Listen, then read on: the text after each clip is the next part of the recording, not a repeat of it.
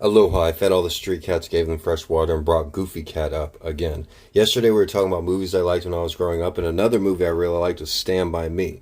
Three of my favorite movies growing up were written by Stephen King: Stand By Me, Misery, and Shawshank Redemption. It's funny because I hate horror movies, and they're the worst kind of movies. Criminals and sociopaths love horror movies for sinister reasons. I actually told Stephen King this on Twitter, and I think he actually blocked me. The Shining is another one of his great movies. The reason I like Stand By Me, though, is because I could relate to the young characters growing up.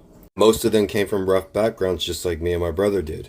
Throughout the movie Stand By Me, you learn about these young boys' lives, but it's from their own perspective. You never actually see their parents or any adults for that matter. It gives the film of Lord of the Flies type vibe where the kids are on their own.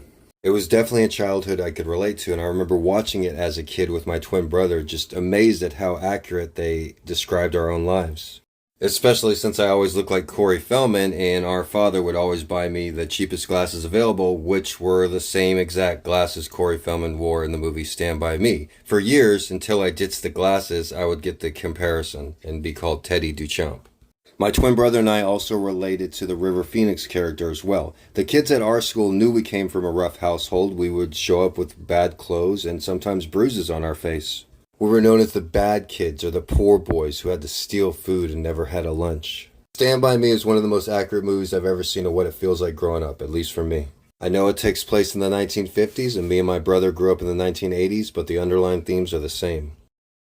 But what we related to most in Stand By Me is what it felt like to be a kid in a huge world that you know nothing about.